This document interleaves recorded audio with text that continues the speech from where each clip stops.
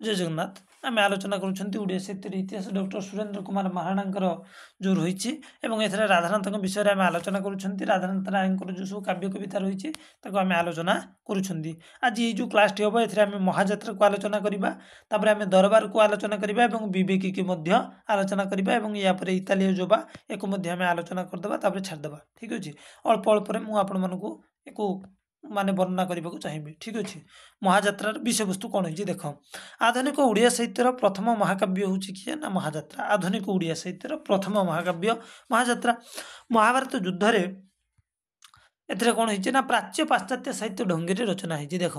महाभारत युद्ध में विजयी होइछन्ते पांडव से अखंड भारतर साम्राज्यर अधीश्वर होइछन्ति मात्र तांको ज्ञाति कुटुंब सब मरी जाइछन्ति एवं से समय आउ गोटे घटना होइछि कोन यदुवंश ध्वंस होइछि भगवान कृष्ण देहात्याग करी स्वर्ग गमन करछन्ति सेमानक प्रिय सखा श्रीकृष्ण मध्य महाप्रणय सेमानक मनरे बहुत दुख आनी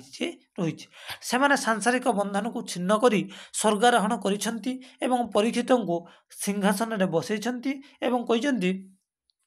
तांका प्रतिनिधि रूपे युधिष्ठिर को नियुक्त करी धर्मराज युधिष्ठिर कौन कर नेतृत्व में पांडव पांच भाई सहधर्मिणी द्रौपदी सहित से महाजात्रा आरंभ कर महान यात्रा अर्थात स्वर्ग को जाइछन्ति एक अहिंसार यात्रा एक जीवन बाहरी जीवार जो रास्ता से महाजात्रा से आगे यात्रा पथरे से असंख्य नद नदी गिरी कांतर अतिक्रम करिछन्ति बहुत तीर्थ भ्रमण करिछन्ति एवं से उत्कल पहुँची महानदी तटरे पहुँची साक्षात पाइछन्ति अग्निदेवता सहित एवं यह द्वापर जुगर शेष दिन ता पर दिन ठारू कली जुगर आरंभ होइछि युधिष्ठिर अग्निदेव प्राप्त होइथिबा दिव्यंजन बल कली आगमनर अद्भुत दृश्यमान शुभ देखिछन्ति कौन होइछि ना ता पर दिन ठारू कली जुग आरंभ होबो बोलिकी एक कथा अग्निदेवता को कहि दैछन्ति का कहि दैछन्ति ना महदधी तटरे पहुँचती अग्निदेव सहित साक्षात पाई किए पंच पांडव अग्नि सहित साक्षात पाई से दिनटी द्वापर जुगर शेष दिन तापर दिन ठारू कली जुग आरंभ होइछि युधिष्ठिर कौन कर अग्निदेव गोटे दिव्य अंजन पाई माने गोटे नुआ ड्रप आखि ड्रपटे से पकई देइछन्ति है से आखि ड्रप पकई सारापर या आगत भविष्य सब देखा क्या युधिष्ठिर को अग्नि से कौन कर या फल युधिष्ठिर बहुत कलिजुगर बहुत घटना देखिपार्टी अग्निदेव से पुनर्बार दर्शन दे महाजात्रा उद्देश्य हिमालय रास्ता कहीदेती शेष दुईटी स्वर्ग में भारतर इतिहास और पांडव मान महाप्रणय वर्णित होइछि देख ये जो काव्यटी अमित्राक्षर छंदे रचित होता किए महाजात्रा या कवि कौन करते ना 30टा स्वर्ग में समाप्त कर आशा करते कहले मुझे 30टा स्वर्ग करने तार इच्छा थिला किंतु कवि 12टी स्वर्ग रचना करते अवशिष्ट स्वर्गर खसड़ा प्रस्तुत करते किंतु एथिरे बहुत आगु को जो स्वर्ग गुड़िक थिला से इंग्राजी विरुद्ध में बहुत किसी कटु और आपेक्षमूलक उक्तिमान थिबारु अभियोग हेबारु कवि बाध्य होइकि सप्तम स्वर्ग पर्यंत रखिले आउ सब कौन कले ना रखी अवशिष्ट लिखितांश जहाँ सब लिखिते से स्वर्ग को अग्नि संयोग करके नष्ट करदे फल ओडिया साहित्य एक अमूल्य पूर्णांग महाकाव्य सबुदिन खंडित अवस्था रहीगला तेणु यही काव्य प्राच्य और पाश्चात्य मत अनुसार महाकाव्य मध्य किसी प्रणालीगत कौन रही पार्थक्य थिले ही उद्देश्य एक अभिन्न तेणु उभय दृष्टि महाजात्रा मध्य एक महाकाव्य गौरव मंडित होइछि तेणु आरोहण पे भी कवि क्या आनी आम देखा ना मिल्टन गोटे कवि रही किए प्रथमे यह काव्यर अमित्राक्षर छंदर व्यवहार होती सी अनुसरण कर मिल्टन आ बंगाला कवि माइकल मधुसूदन से ऋणी और यह व्यतीत आख्यान भाग से मिल्टन पैराडाइज लस्ट एवं टेंशन कौन ना पासिंग ऑफ द ऑथर इत्यादि काव्य द्वारा ये लिखिं आसन देखिए दरबार काव्यटी देखिए दरबार काव्य कौन हो राधानाथ एक व्यंगात्मक खंड काव्य हूँ किए ना दरबार एक गोटे व्यंगात्मक लोक मान माने जहाँ आक्षेप कर व्यंग काव्य माने जो व्यंग कर क्रिटिसिजम कर देख 1894 ख्रीष्टाब्द अगस्ट मसरे कटक बारवाटी दुर्ग मध्य एक दरबार अनुष्ठित होता कौटी 1894 यही दरबार उद्देश्य थिला राधानाथ भाई भगिनीपति काउपुर जमीदार भौणीर पति ठीक अच्छे गोविंद वल्लभ राय प्रसिद्ध ज्योतिर्विद सामंत चंद्रशेखर बा पठानी सामंत को उपाधि प्रदान करने पठानी सामंत कौन से कारणवशत जोग दे पारि नथिले केवल गोविंद वल्लभ यही उत्सव राय बहादुर उपाधि मिलता परमास अर्थात सेप्टेम्बर मासरे एक स्वतंत्र उत्सव पठाणी सामंत को महामहोपाध्याय उपाधि भूषित करागला। यही प्रसंग को उपजीव्य कर राधानाथ दरबार खंडकाव्य रचित यही उत्सव द्वय उपस्थित थिबा ओडिशार जो अहंकारग्रस्त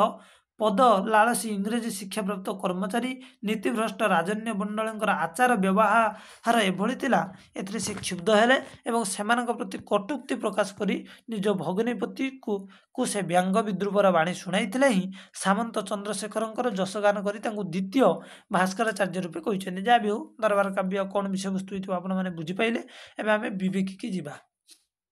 विवेकर कौन हो देख ना राधानाथ प्रथम गद्य रचना ओडिया साहित्यर प्रथम प्रबंध कहुए विवेकी और यह ओडिया साहित्यर प्रथम प्रबंध भाव में परिचित 1873 ख्रीष्टाब्द बालेश्वर प्रकाशित होता उत्कल दर्पण कौटू बाहर उत्कल दर्पण पत्रिका तापर विवेकी हेबा मनुष्यर प्रधान कर्तव्य दुखरे अविवेकी भांगी पड़े मात्र विवेकी से दुख को वर्ण करे ता मध्य जीवन सुख को मध्य संधान करे तेणु समसामयिक मनुष्य पक्षरे की कार्य करणीय की कार्य अकरणीय से सबुर बहु परिचित दृष्टांत कवि दीर्घ प्रबंध रे प्रदान करिसेंती एवं यही प्रबंधटी राधानाथ राय मात्र 25 वर्ष बयस रचना करते तरुण बयस एपरि एक गुरुत्वपूर्ण विषय प्रबंध रचना कर निजर व्यापक अनुभूति एवं मानविक दोष दुर्बलता अनुसंधान तीक्ष्ण दृष्टि और मनुष्य प्रति निबिड़ ममता बोध और स्नेहस्निग्ध संवेदनशीलतार परिचय प्रदान करेणु ए भाषार सावलीलता अक्षुण्ण रही स्थल विशेष व्यंग्योक्ति विरोधाभास प्रभृति अलंकार रही खाली प्रबंध टाइप रही मनुष्य किभली अविवेक विवेकी हम और कम बयस रचना कर बहुत सुंदर आ गोटे रहा इतालीय जुबा ठीक अच्छे इतालीय जुबार कौन है विषय वस्तु को से देखी ना राधानाथ राय अन्यतम प्रसिद्ध गद्य रचना है किए इतालीय जुबा इतालीय गल्पर इंग्राजी अनुवाद पाठ कर राधानाथ यहाँ रचना करते पत्र पत्रिकार लिखित 1873 ख्रीष्टाब्द कौटू बाहर उत्कल दर्पण में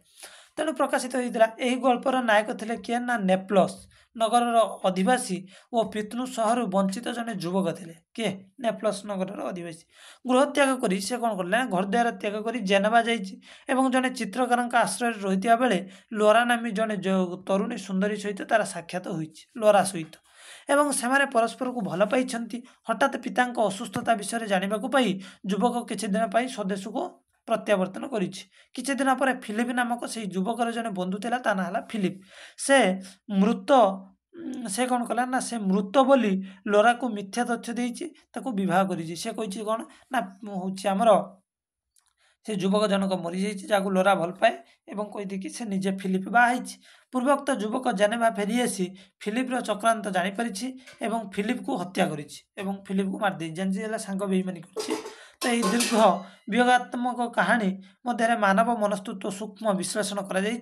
मात्र अनुदित गल्प और घटनार चमत्कारिता एवं आदर्श सामाजिक घटनावली प्रतिफलन इत्यादि अभाव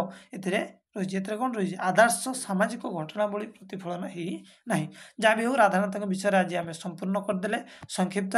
नेक्स्ट क्लास आपण पुणी मधुसूदन विषय में आलोचना करवा फकीर मोहन विषय आलोचना करवा बहुत किसी आम आलोचना करवा फ्रेंड्स तो आज मत विदाय दिंतु एवं राधानाथ राय सारांश आम आलोचना करदे आपण अपेक्षा करके निश्चिंत एमानकर आम जो आनिबा कौन ग्रंथावली आलोचना करवा राधानाथ ग्रंथावली ठीक अच्छे देख गोटे गोटे क्लास विषय वस्तु केवल गीताकार पढ़ा एवं परवर्ती क्लास आम कौन करवा ना से गीत को बुझापी गोटे अलग क्लास आनिबा ठीक अच्छे कहीं विषय वस्तु जान पढ़ियार आपण गोटे नॉलेज हो ठीक अच्छे बहुत बहुत धन्यवाद राधानाथ विषय में संपूर्ण आलोचना करदे आपण मैंने ओडिया साहित्य इतिहास आसतु मो प्लेलिस्ट देखु जब भल लगुच कहतु भल न लगे आप गाड़ी देके बहुत बहुत धन्यवाद बहुत बहुत धन्यवाद।